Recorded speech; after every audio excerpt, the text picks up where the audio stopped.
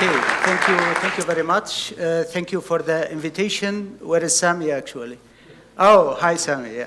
Yeah, first of all, congratulations, of course, to all these efforts and to all these initiatives what you and the university, the TUM actually is undertaken now to push robotics and robotic research. I think this is the right time to do it for robotics as a science, and in particular also for Europe and for Germany. And I wish you, of course, and all people who are involved and supporting this initiative all success and best. Okay, I'm from Karlsruhe. I have been working on robotics actually since almost 20 years. I started with Professor Rüdiger Dillmann building humanoid robots, the ARMA robots, and in the meantime, I have an excellent team of PhD students and postdoc students who are actually, I would like to acknowledge because they are doing actually most of the work what I'm presenting here.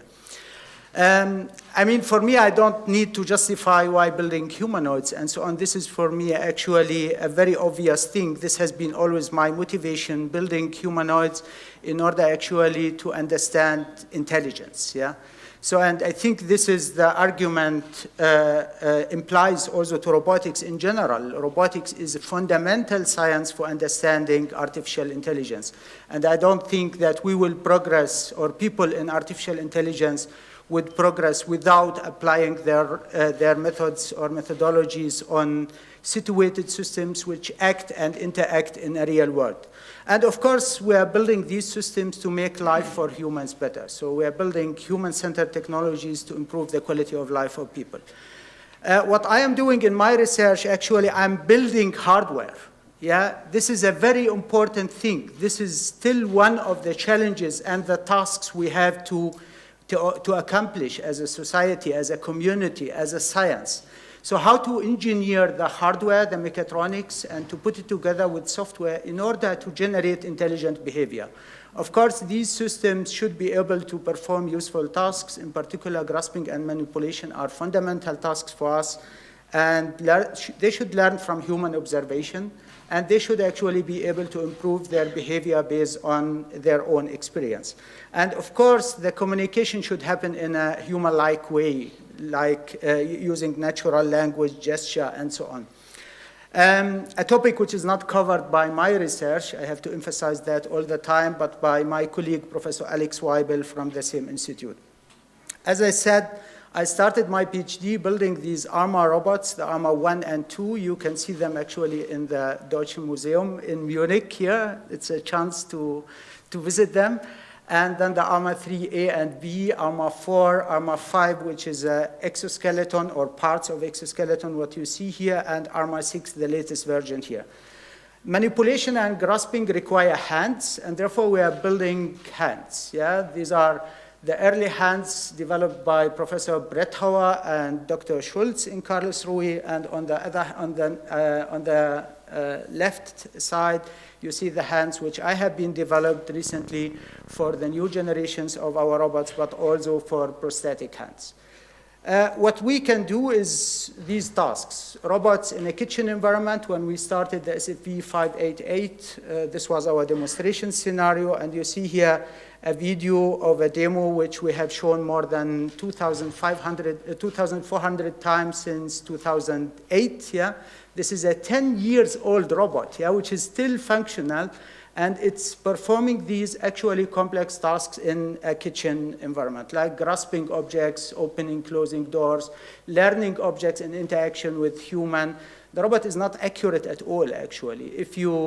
If you calculate the end effector pose based on the kinematics, you have an accuracy of about 6 to 7 centimeters. And the question was for us, this was the challenge for us actually, how to deal with these inaccuracies by combining visual and force information, for example, in order to open doors, to grasp door handles and open doors.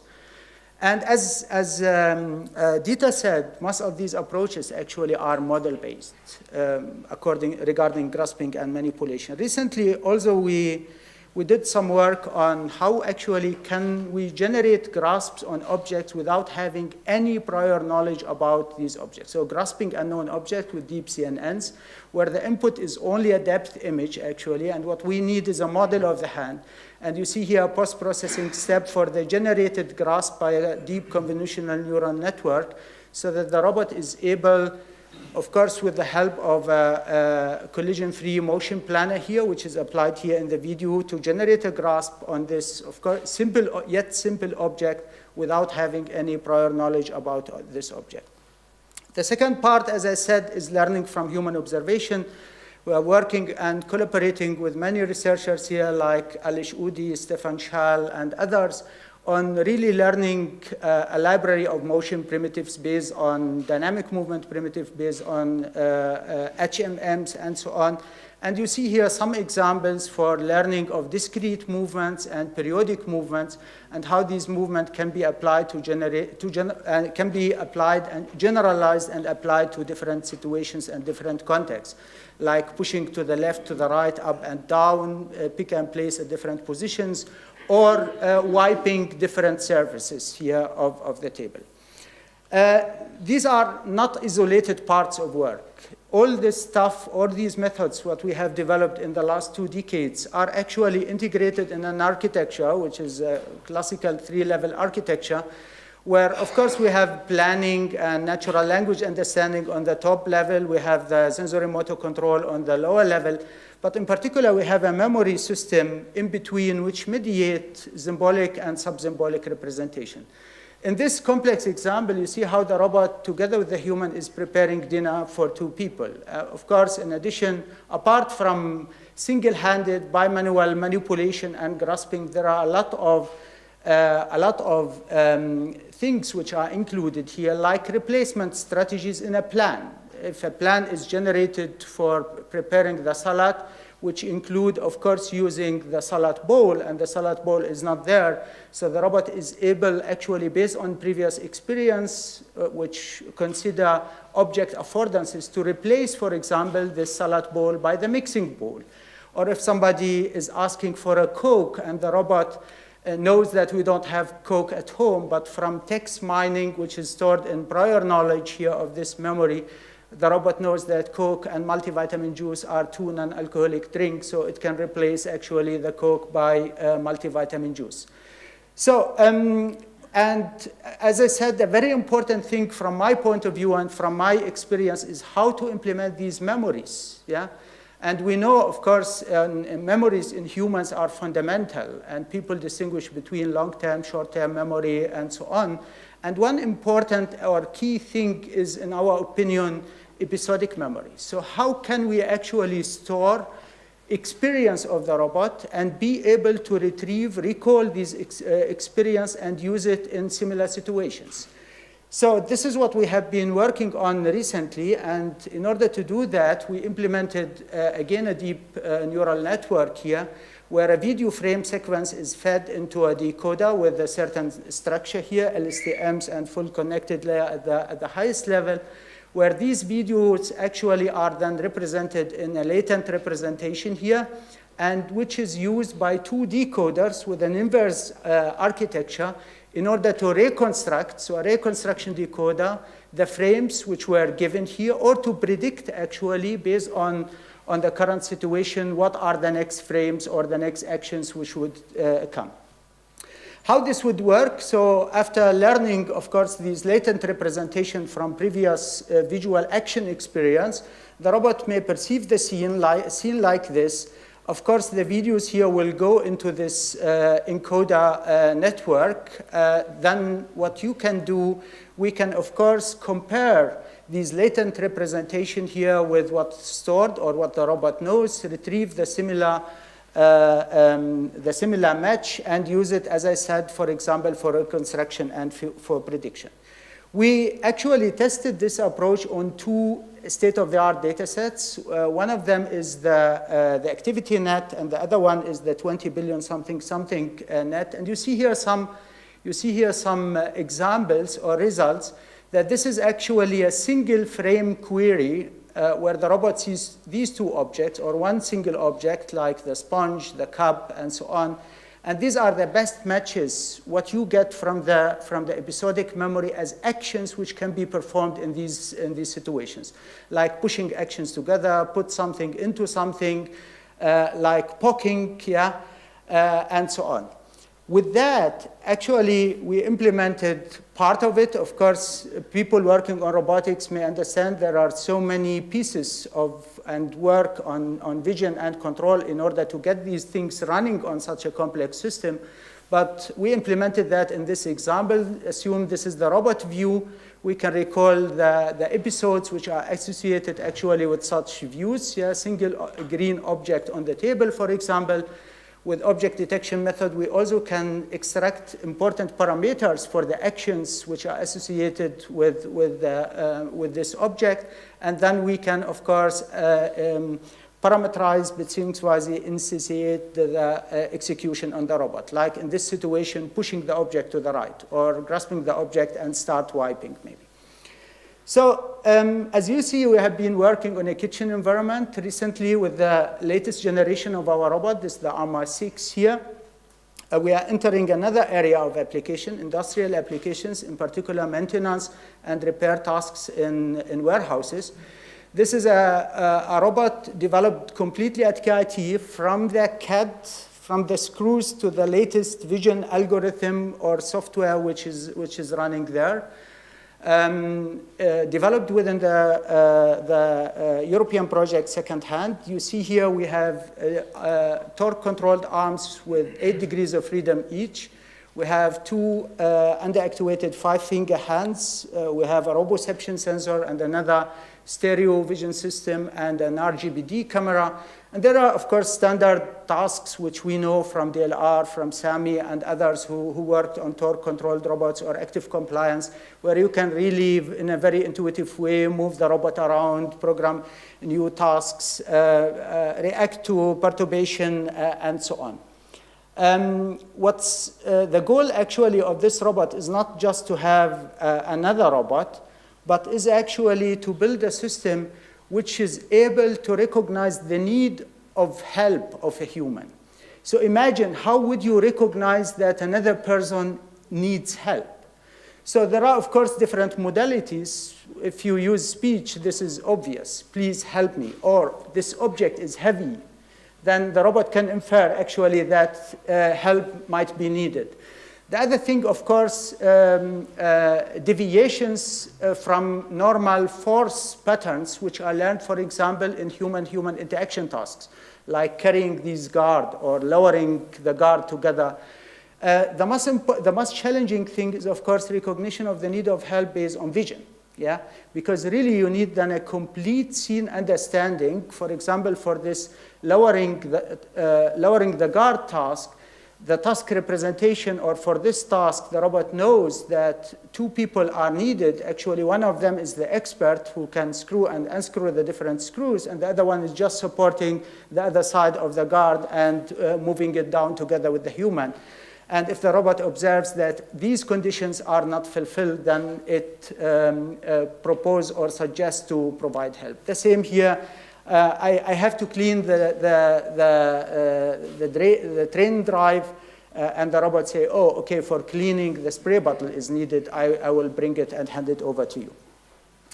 So let me go back to this programming by demonstration, or our goal of really intuitive programming of robots. We are not doing that just for single-handed grasping and manipulation tasks, but for whole body actions. We are collecting data of humans performing daily activities, whole body actions, moving around, wiping tables, cutting vegetables.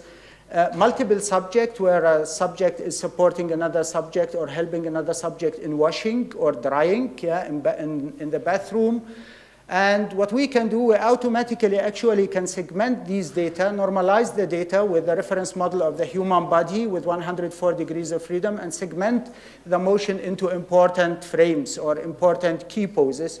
Of course, calculate all the data which is needed, for example, for balancing, like center of mass, trajectory, angular momentum, and transfer the motion to humanoid robots.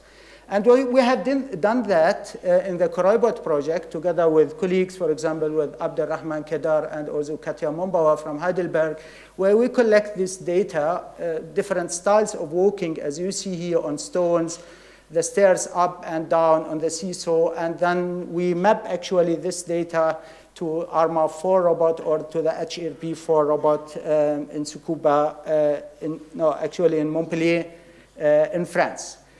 So, of course, this is only a kinematic mapping of the data, but we noticed, for example, that for these balancing tasks, where you can imagine the movement of the arms are disturbances which should be somehow compensated, a very minor adaptation of the torque controller in the ankle joint was sufficient in order actually to keep balance of this robot in this situation.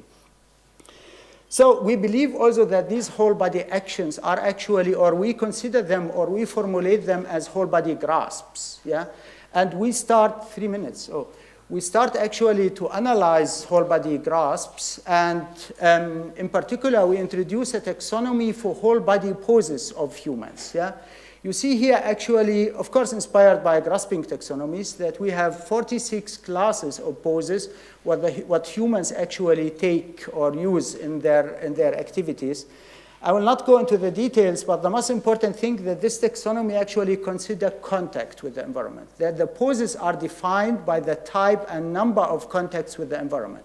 So we have, for example, 1 contact, 2 contacts, 3 contacts, or 4 contacts here.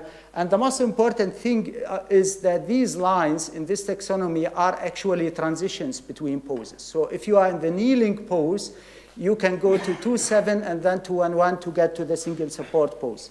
If you have a handrail next to you, from 2-7 you go down to 3-12. From 3-12 you stand up by holding the handrail of the door and then go to the single support pose. Actually, we have the grammar which allow us to generate multi-contact whole body motion, a very challenging problem as we know in robotics. And we did this analysis for a wide variety of tasks, as you see here, where we capture human motion and motion of the objects in the scene. We use these segmented motions, these poses, which are actually the words in a sentence, in order to learn n-gram models, yeah, which give us or provide us with conditional transition probabilities between whole body poses, so that we can generate such a motion, which is a complex task, as Abdelrahman Kedar maybe will say later, in few seconds, actually. So with all this data, we do a lot of work now regarding generation of motion from natural language and vice versa. So imagine you can generate the motion which is which would represent a human performs a kick, or you observe a human performing a kick and you can generate the semantic representation for that. And here are some examples where we have, of course, natural language annotation in a crowdsourced manner. Some examples for generating natural language descriptions from motion and generating motion from natural language descriptions. We're working also on temporal perception, or time perception actually in technical systems. This is a crazy European project which is about computational models of how humans perceive past, present, and future. And what's that? Why do we need that actually for robotics? This is fundamental for robotics. Of course, for episodic memory, for fluent human-robot interaction, but past is actually our experience, and future are our predictions, and the present is actually our interaction or action control cycle. So, and I know that we are in Bavaria, and everybody knows in Bavaria how to really pour the beer in the right way, but we are actually working here on making robots being able to make sense of durations of actions and to plan their activities with stressed actions in order to achieve the best outcome. So this is pouring beer with the right acceleration. We know that. You can ask all people in Bavaria tonight, yeah? This is actually too fast pouring, yeah? The result is not very satisfactory. And this is too slow pouring. Also, nobody would be happy with this beer here. And what we did actually, we learned, or we are working on learning to which level should we accelerate which actions in order to achieve a certain task while minimizing, for example, the risk of failure for the execution of the action. Now I have to stop here. I can show you the video later and maybe go to the last slide, sorry, and congratulate again Munich and Sami in particular, and wish you all the best for the future. Thank you.